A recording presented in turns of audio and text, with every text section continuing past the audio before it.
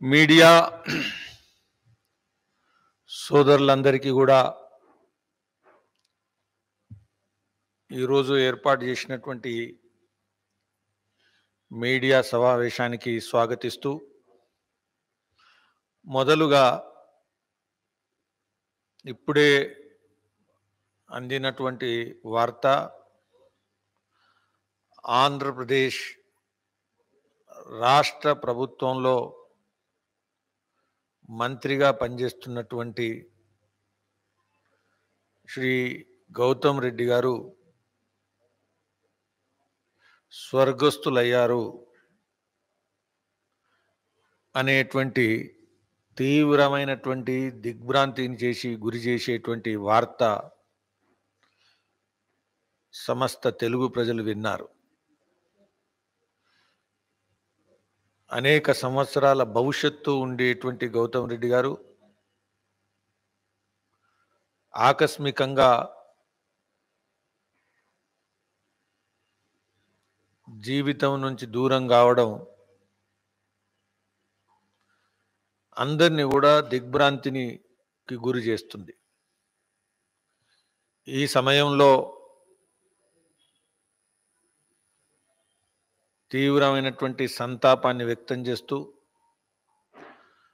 వారి కుటుంబ సభ్యులకు, వారి అనుచరులకు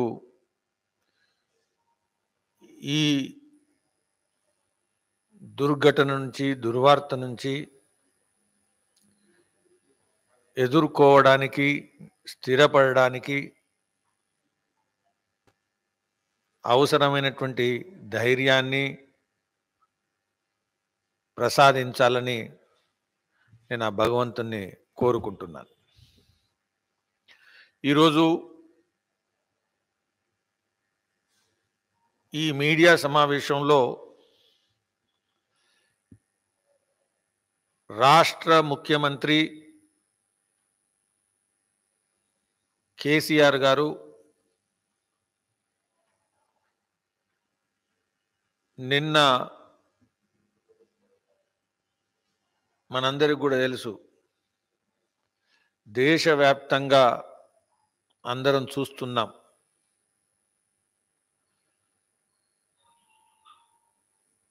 అనేకమైనటువంటి వ్యూహాలతో కేంద్ర ప్రభుత్వం మీద, భారతీయ జనతా పార్టీ మీద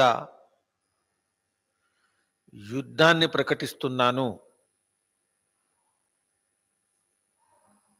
అనేటువంటి ప్రకటనలతో, సిద్ధాంతంతో, వ్యూహంతో మనందరికి కూడా తెలుసు. కొద్ది రోజుల క్రితం తమిళనాడుకు వెళ్ళడం జరిగింది. ఆ రాష్ట్ర ముఖ్యమంత్రి స్టాలిన్ గారిని కలవడం జరిగింది. అదే క్రమంలో మహారాష్ట్ర ముఖ్యమంత్రిగా పనిచేస్తున్నటువంటి శ్రీ ఉద్ధవ్ ఠాకరే గారిని కూడా కలిశారు. ఇప్పటి వరకు వచ్చినటువంటి బహిరంగ ప్రకటన, తెలంగాణ మహారాష్ట్రతో ఒక 1000 కిలోమీటర్ల సరిహద్దు కలిగినటువంటి ప్రాంతము, మన అభివృద్ధికి, మహారాష్ట్ర అభివృద్ధికి సంబంధం ఉంది. తుమ్మిడిహట్టి ఇతర ప్రాజెక్టులన్నీ కూడా ఇంకా చర్చించడానికి మేము వెళ్ళడం జరిగింది అని ఒక బహిరంగ ప్రకటన రావడం జరిగింది. ఈ సందర్భంగా తెలంగాణ ప్రజల తరపున, భారతీయ జనతా పార్టీ తరపున కేసీఆర్ గారు చాలా స్పష్టంగా ప్రజల ముందు ఉంచాల. రాజకీయాలు ఏదైనా చర్చించుకో, అభివృద్ధి విషయంలో తెలంగాణకు ఈ చర్చల ద్వారా నిజంగా ఏం తీసుకురావడానికి చర్చించడానికి వెళ్ళారు, అందులో చర్చలు జరిగినటువంటి విషయాలేంటి, ఆ చర్చల పర్యవసానము, ఫలితము తెలంగాణకు ఏ విధమైనటువంటి అడుగులు భవిష్యత్తులో పడబోతున్నాయి. ఇది ప్రజలకు ప్రతిపక్షమైనటువంటి భారతీయ జనతా పార్టీ కూడా తెలుసుకునేటువంటి అధికారం ఉంది, అడిగేటువంటి అధికారం ఉంది. ఇది ఇంతవరకు ఎలాంటి స్పష్టత రావట్లేదు. అసలు వీటి కోసమే వెళ్ళారా, వీటి కాకుండా వీటి నెపంతో ఇంకా వేరే విషయాలు చర్చించడానికి వెళ్ళారా? ఇది చాలా స్పష్టంగా ప్రజల్లో ప్రశ్న ఉంది. ఇందులో మౌలికమైనటువంటి కొన్ని విషయాలు నేను మీ ముందు ఉంచదలుచుకున్నా. వెళ్ళినటువంటి సందర్భంలో ప్రకాష్ రాజ్, ఈ ప్రకాష్ రాజ్ అనేటువంటి కళాకారుడు, సినిమా రంగానికి చెందినటువంటి వ్యక్తి, కేసీఆర్తోని కలవడంలో, కేసీఆర్ గారితో ప్రయాణం చేయడంలో, కేసీఆర్ గారితో ఆ మొత్తం ప్రయాణంలో అనేక దగ్గర ఉండడంలో మౌలికమైనటువంటి ప్రశ్న వస్తున్నది ఏంటంటే, ప్రకాష్ రాజ్ గారు గతంలో అనేక సార్లు కేవలం భారతీయ జనతా పార్టీని వ్యతిరేకించడం కాదు, కేవలం కేంద్ర ప్రభుత్వాన్ని రాజకీయంగా వ్యతిరేకించడం కాదు, ఈ దేశాన్ని వ్యతిరేకిస్తున్నటువంటి, ఈ దేశ ఐక్యతను ప్రశ్నిస్తున్నటువంటి, ఈ దేశ సైనిక శక్తిని అనుమానిస్తున్నటువంటి, సవాలులు ఎత్తినటువంటి, ఏదైతే టుకుడే టుకుడే గ్యాంగ్గా ప్రసిద్ధిగాంచిందో అది ఉమర్ ఖలీద్ కావచ్చు, అది కన్నయ్య కుమార్ కావచ్చు, అది అజర్ మసూద్ లాంటి వ్యక్తుల విషయంలో కావచ్చు, బహిరంగంగా వాళ్లకు మద్దతు ఇచ్చినటువంటి ప్రకాష్ రాజ్ బహిరంగంగా సర్జికల్ స్ట్రైక్లో కేంద్ర ప్రభుత్వాన్ని కాదు, మోదీ గారి ప్రభుత్వాన్ని కాదు, భారతీయ జనతా పార్టీని కాదు, భారతదేశ సైనిక శక్తిని ప్రశ్నించినటువంటి, అనుమానించినటువంటి, అవమానించినటువంటి ఈ సినీ రంగానికి చెందినటువంటి కళాకారులతో ప్రయాణం చేసి కలిసి స్వాగతంలో ఉండడంలా దేశానికి, తెలంగాణ ప్రజలకు కేసీఆర్ ఇచ్చినటువంటి సందేశం ఏంటిది? ఇది మూలమైనటువంటి ప్రశ్న. సాధారణమైనటువంటి మీటింగ్ అని మేము అనుకోవట్లేదు. కేసీఆర్ గారు, టిఆర్ఎస్ పార్టీ, తెలంగాణ ముఖ్యమంత్రి గత కొన్ని రోజులుగా మాట్లాడినటువంటి మాటలు ఇదే దిశలో ఉన్నాయి. సర్జికల్ స్ట్రైక్ను ప్రశ్నించడం, సర్జికల్ స్ట్రైక్ను ప్రశ్నించడం అంటే బీజేపీని ప్రశ్నించడం కానే కాదు. సర్జికల్ స్ట్రైక్ను ప్రశ్నించడం అంటే కేంద్ర ప్రభుత్వాన్ని ప్రశ్నించడం కానే కాదు, భారతదేశ సైనిక శక్తిని ప్రశ్నించడమే. ఎందుకంటే సర్జికల్ స్ట్రైక్ అయిన తర్వాత అధికారికంగా ప్రకటన ఇచ్చినటువంటి వ్యవస్థ ఏదైతుందో ఈ దేశ సైనిక శక్తి, వాళ్ళు మేము సర్జికల్ స్ట్రైక్ చేశామని చెప్పారు. ఈ సందర్భంగా నేను ఒకటి మౌలికమైనటువంటి విషయం ప్రజలందరి మధ్యకు తీసుకురావాలనుకుంటున్నా. మిత్రులారా, భారతదేశము 1947లో జన్మించలేదు. భారతదేశ రాజ్యాంగము 1947 స్వాతంత్రం వచ్చిన తర్వాత కాన్స్టిట్యూంట్ అసెంబ్లీలో చర్చ జరిగిన తర్వాత 1952లో వచ్చింది. రాజ్యాంగాన్ని నిర్మించింది ఈ దేశము, ఈ దేశ ప్రజలు. రాజ్యాంగం కారణంగా ఈ దేశం ఆవిర్భావం కాలేదు. మనందరం కూడా గుర్తుపెట్టుకోవాలి. ఇది అమెరికా దేశం లాంటి దేశం కాదు, యునైటెడ్ స్టేట్స్ ఆఫ్ అమెరికా. ఇది యూనియన్ ఆఫ్ స్టేట్స్ అని రాజ్యాంగంలో ఉన్నదని రాహుల్ గాంధీ అన్నప్పుడు కేసీఆర్ కూడా ఈ విధమైనటువంటి రాజ్యాంగాన్నే లేకపోతే ఇంకేదైనా రాజ్యాంగాన్ని తీసుకురావాలనుకుంటున్నారా?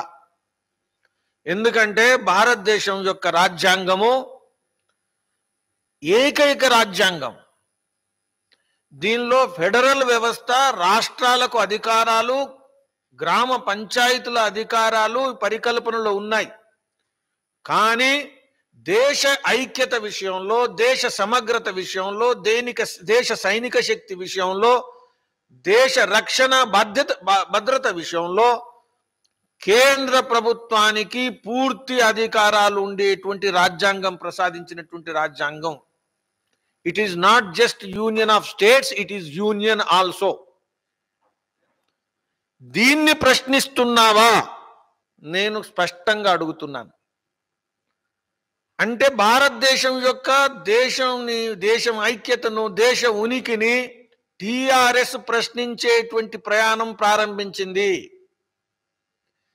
దేశ ఐక్యతను ప్రశ్నించేటువంటి, దేశ సైనిక శక్తిని సవాలు చేసేటువంటి, దేశ భద్రతను విచ్ఛిన్నం చేసేటువంటి శక్తులతో కుముక్కయ్యేటువంటి ప్రయాణం కేసీఆర్ ప్రారంభించారు. దానికి స్పష్టమైనటువంటి ఉదాహరణ ప్రకాష్ రాజ్తో కలవడము, ప్రయాణం చేయడము, కీలకమైనటువంటి సమావేశం అని చెప్పుతున్నటువంటి సమావేశంలో అటువంటి వ్యక్తితో ప్రయాణం చేయడం. భారతీయ జనతా పార్టీ ఉన్నంత వరకు ఈ దేశం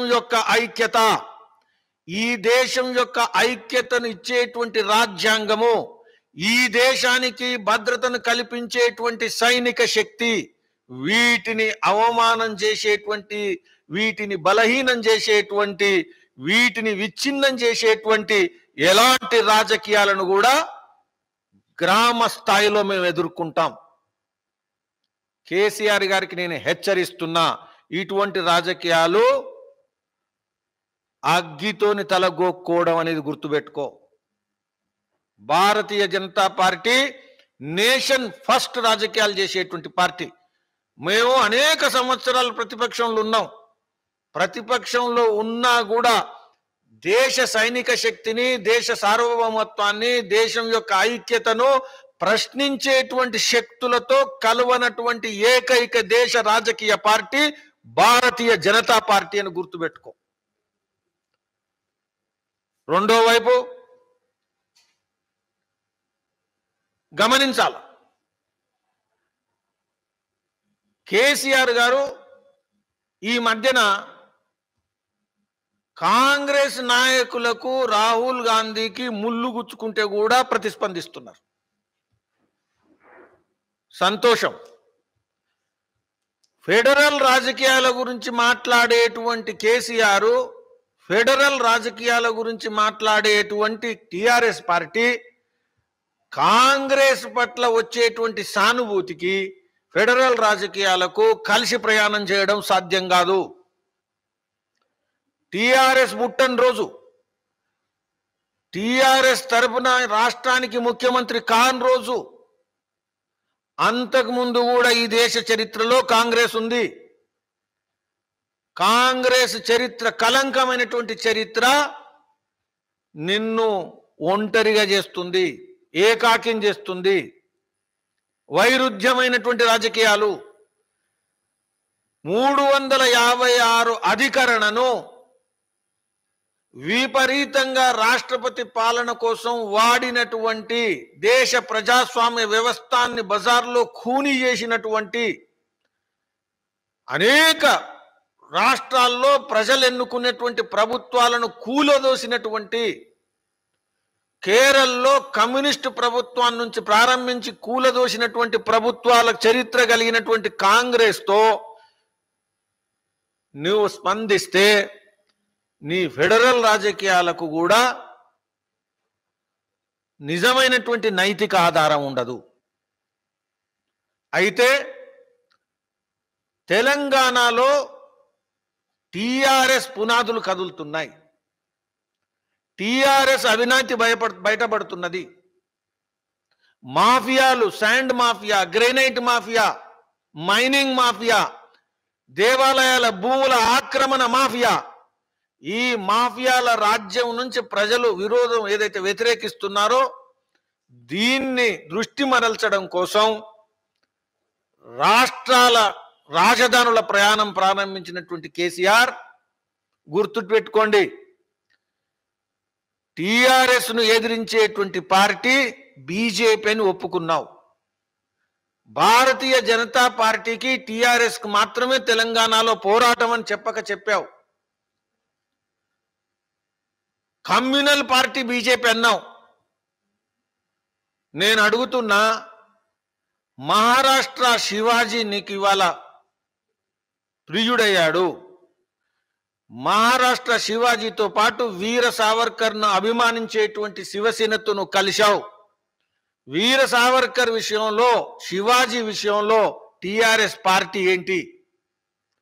అయితే రాబోయేటువంటి రోజుల్లో శివాజీ గొప్ప అయినప్పుడు రాణి రుద్రమదేవి తెలంగాణలో ఎందుకు గొప్పగా లేదు? 7 సంవత్సరాల ప్రభుత్వం తర్వాత తెలంగాణ ప్రాంతానికి శివాజీ లాంటి ప్రభుత్వాన్ని ఇచ్చినటువంటి కాకతీయ సామ్రాజ్యము రాణి రుద్రమదేవి హైదరాబాద్ నడిబొడ్డులో ఎందుకు లేదు? ఈ వీరాభిమానము, ఈ స్వాభిమానము, తెలంగాణ పౌరుషము, తెలంగాణ చరిత్ర పట్ల గౌరవం లేనటువంటి ముఖ్యమంత్రి భారతీయ జనతా పార్టీ టిఆర్ఎస్ ను పడగొట్టిన తర్వాత శివాజీ లాంటి రాణి రుద్రమదేవి విగ్రహాలను, మూర్తులను తెలంగాణ రాజధాని నుంచి మొదలుకుంటే గ్రామ స్థాయికి తీసుకెళ్తుంది. ఎందుకంటే తెలంగాణ పౌరుషానికి, తెలంగాణ స్వాభిమానానికి, తెలంగాణలో ఏదైతే రాజకీయాలకు, రాజకీయ సామ్రాజ్యాలకు, గుడ్ గవర్నెన్స్ కు ఆదర్శం కాకతీయ సామ్రాజ్యం. ఇంకొక స్పష్టమైనటువంటి విషయం, నీవు స్టాలిన్ కలిశావు, ఉద్ధవ్ ఠాకరేని కలిశావు, రాహుల్ గాంధీ పట్ల సానుభూతి వ్యక్తం చేస్తున్నావు. టుకుడే టుకుడే క్యాంగు, యూనియన్ ఆఫ్ స్టేట్స్, లేకపోతే దేశ విచ్ఛిన్నకర శక్తులతో మమేకమవుతున్నావు. అంటే సర్జికల్ స్ట్రైక్స్ ను ప్రశ్నిస్తున్నావు. అంటే భారతీయ జనతా పార్టీ కేవలం తెలంగాణలో నీ రాజకీయ వైఫల్యాల వ్యతిరేకంగా పోరాటం కాదు, దేశ ఐక్యతకే నీ ఉనికి వ్యతిరేకం. కాబట్టి నిన్ను రాజకీయంగా ఓడించడం భారతీయ జనతా పార్టీ భవిష్యత్తులో లక్ష్యమైతుంది. మిత్రులారా, ఈ రాజకీయాలకు చరిత్ర ఉంది, అర్థం చేసుకోవాలా. డబుల్ బెడ్రూమ్ గురించి ప్రశ్నిస్తున్నాం, డబుల్ బెడ్రూమ్లు కావట్లేదు. యూనివర్సిటీలో ఉపాధి గురించి మాట్లాడుతున్నాం, ఉపాధి రావట్లేదు. ఎస్టీ కమ్యూనిటీకి రిజర్వేషన్ గురించి ప్రశ్నిస్తున్నాం, రిజర్వేషన్ ఇవ్వట్లేదు. అభివృద్ధి కార్యక్రమాలకు తిలోదకాలు ఇచ్చి కొత్త రాజకీయాలు 17 సీట్లలో 9 సీట్లు గెలిచి నేను ఢిల్లీని తిప్పుతా అన్నారు. మిత్రులారా, ఢిల్లీ రాజకీయాలు చేయాలంటే ఫస్ట్ తెలంగాణలో నువ్వు విజయం సాధించాలా, తెలంగాణలో ప్రజల విశ్వాసం పొందాలా. తెలంగాణలో భూమి కదులుతున్నప్పుడు ఢిల్లీలో భూమి స్థిరపడడం సాధ్యం కాదు. చరిత్ర ఉంది. ప్రజలు తెలంగాణ కోసం ఎన్నుకున్నారు, దేశాన్ని టుకుడే చేయడం కోసం ఎన్నుకోలేదు. ఇంతకుముందు పార్లమెంట్ ఎన్నికల ముందు కూడా ఈ నాటకం నడిపావు. మమతా బెనర్జీని కలవడం జరిగింది, ఫెడరల్ ఫ్రంట్ గురించి మాట్లాడడం జరిగింది, నవీన్ పట్నాయక్ గురించి మాట్లాడడం జరిగింది, కలవడం జరిగింది. అప్పుడు ఏమైంది మనం చూశాం.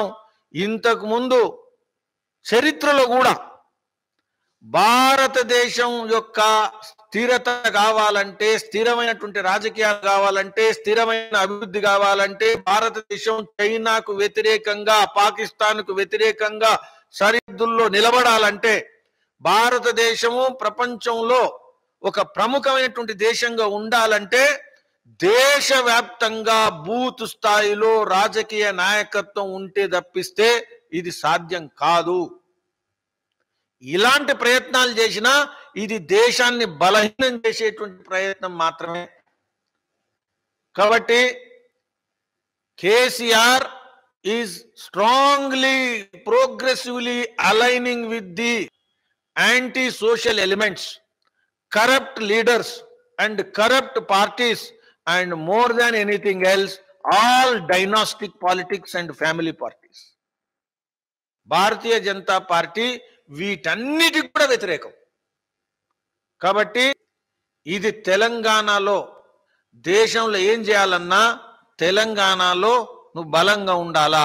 భారతీయ జనతా పార్టీ ఈ రాజకీయాలను వ్యతిరేకిస్తుంది. రాబోయేటువంటి రోజుల్లో ఖచ్చితంగా తెలంగాణలో ఇంటింటికి ప్రజల మధ్యకు నీ యొక్క అసలు రూపాన్ని, అసలు రాజకీయాలను మేము ముందు పెడదాం. బహిరంగ చర్చకు మేము సిద్ధం. ఫెడరల్ వ్యవస్థ గురించి మాట్లాడేటువంటి కేసీఆర్ గారు నేను ప్రశ్నిస్తున్నా. 1952 నుంచి జవహర్లాల్ నెహ్రూ, తర్వాత శ్రీమతి ఇందిరాగాంధీ, ఆ తర్వాత వచ్చినటువంటి ప్రభుత్వాల తర్వాత మీరు కనుక గమనిస్తే కోఆపరేటివ్ ఫెడరలిజం, ఫెడరల్ రాజకీయాలకు సువర్ణ అధ్యాయం ఈ దేశ చరిత్ర లేదన్నుంటే అది గత 8 సంవత్సరాలుగా భారతీయ జనతా పార్టీ నాయకత్వంలో మోదీ గారి ప్రభుత్వము స్టేట్స్ లో కూడా, స్టేట్ గవర్నమెంట్స్ వేరే పార్టీ అయినప్పటికీ కూడా ఫెడరలిజంలో టీమ్ ఇండియా అనేటువంటి రాష్ట్రాలను ప్రోత్సహిస్తున్నటువంటి కేంద్ర ప్రభుత్వం. హైదరాబాదులో కూడా ఫారిన్ ఇన్వెస్ట్మెంట్ పెంచడంలో కేంద్ర ప్రభుత్వం మాత్రం ముందడుగేస్తున్నది. ఇది బీజేపీ ప్రభుత్వం లేదు కాబట్టి వ్యతిరేకించలే. అదేవిధంగా ఇప్పటి వరకు రాష్ట్రపతి పాలన అని కానీ ఇలాంటి ఒంటెద్దు పోకడలు పోనటువంటి ప్రభుత్వము మోదీ గారి ప్రభుత్వం. రాజకీయాలకు, పార్టీ రాజకీయాలకు అతీతంగా భారతీయ జనతా పార్టీ మోదీ గారి ప్రభుత్వము సక్సెస్ఫుల్ జిఎస్టి కౌన్సిల్ ను గత అనేక సంవత్సరాలుగా నడుపుతున్నటువంటి ప్రభుత్వం. జిఎస్టిలో మెజారిటీ మైనారిటీ కూడా లేదు, కన్సెన్సస్. ఇప్పటి వరకు కన్సెన్సస్ పాలిటిక్స్. ఫారిన్ పాలసీలో కూడా ఇంతకు ముందు నెహ్రూ గారి సమయంలో, ఇందిరాగాంధీ సమయంలో, పివి నరసింహారావు గారి సమయంలో రాష్ట్ర ప్రభుత్వాలకు ప్రమేయం లేదు. కానీ ఫారిన్ పాలసీ విషయంలో కూడా రాష్ట్ర ప్రభుత్వాలను జోడిస్తున్నటువంటిది ప్రభుత్వం, కేంద్ర ప్రభుత్వం, మోదీ గారి ప్రభుత్వం కాదా అని నేను ప్రశ్నిస్తున్నా. కాబట్టి ఫెడరల్ వ్యవస్థకు నీళ్లు పోసినటువంటి, ఫెడరల్ వ్యవస్థకు బలాన్ని ఇచ్చినటువంటి, చరిత్రలో నిలిచేటువంటి ప్రభుత్వం ఏదైనా ఉంటే అది బీజేపీ నాయకత్వంలో, మోదీ గారి నాయకత్వంలో ఉన్న ప్రభుత్వం కాదా అని అడుగుతున్నా. నువ్వు మాట్లాడుతున్నటువంటి ఏ పార్టీలు కూడా కాంగ్రెస్ హయాంలో, పాత ప్రభుత్వాల హయాంలో రాష్ట్ర ప్రభుత్వాలను తొక్కిపెట్టాయి. కాబట్టి రాబోయేటువంటి రోజుల్లో బహిరంగ చర్చకు మేము సిద్ధం. కేసీఆర్ గారి యొక్క రాజకీయమైనటువంటి వ్యూహాలను తెలంగాణ ప్రజలు ఓడించి తీరుతారు. మొదలు తెలంగాణలో నీ వైఫల్యాలు ఏవైతున్నాయో, నీ దుందుడుకు విధానాలు ఏవైతున్నాయో, నీ ప్రజాస్వామ్య వ్యతిరేక విధానాలు ఏవైతున్నాయో, గ్రామాలకు అధికారాలు ఇచ్చేటువంటి రాష్ట్ర ప్రభుత్వం ఇంతవరకు ఏ గ్రామానికి నువ్వు అధికారం ఇచ్చావు? నేను ప్రశ్నిస్తున్నా. ఇప్పటి వరకు కేంద్ర నిధులతోని గ్రామ పంచాయతీలు, మున్సిపాలిటీలు నడుస్తున్నాయి, నిజం కాదా నేను అడుగుతున్నా. డివల్యూషన్ ఆఫ్ ఫైనాన్షియల్ పవర్స్ 32% ఇంతకు ముందు ఉంటే అది 42%కి ఇచ్చి గత అనేక సంవత్సరాల కన్నా మెరుగైనటువంటి డెవల్యూషన్ ఇచ్చినటువంటి ప్రభుత్వం మోదీ గారి ప్రభుత్వం కాదా అని నేను అడుగుతున్నా. కేంద్రం నిధులు ఏదైతే వస్తున్నాయో వీటి కారణంగా అనేకమైనటువంటి అభివృద్ధికి రాష్ట్ర ప్రభుత్వాలకు స్పేస్ పెరగలేదా అని నేను అడుగుతున్నా. కాబట్టి మిత్రులారా, తెలంగాణలో భారతీయ జనతా పార్టీ ప్రభుత్వము కేసీఆర్ గారి రాజకీయాలను, దేశ సైనిక శక్తిని నిర్వీర్యం చేసేటువంటి, దేశ సైనిక శక్తి పట్ల నమ్మకాన్ని తగ్గించేటువంటి, దేశ ఐక్యత పట్ల ప్రజల్లో ప్రశ్నలు లేపేటువంటి రాజకీయాలను ప్రోత్సహించొద్దు. ప్రజలు అప్రమత్తం కావాలా. ఎందుకంటే 1000 సంవత్సరాల చరిత్రలో తెలంగాణ బానిస విదేశీ ప్రభుత్వాలు ఆక్రమణదారులు 400 సంవత్సరాలు తెలంగాణలో ప్రభుత్వం వేలడానికి అవకాశం ఇచ్చింది ఏది? తెలంగాణ ఎందుకు దాస్యంలోకి వెళ్ళింది? నేను ప్రశ్నిస్తున్నా. ఎందుకంటే దేశంలో ఢిల్లీలో ఆక్రమణదారులు వస్తే అది తెలంగాణ సురక్షితంగా ఉంచడం సాధ్యం కాదు. పారా హుషార్, జాగ్రత్త.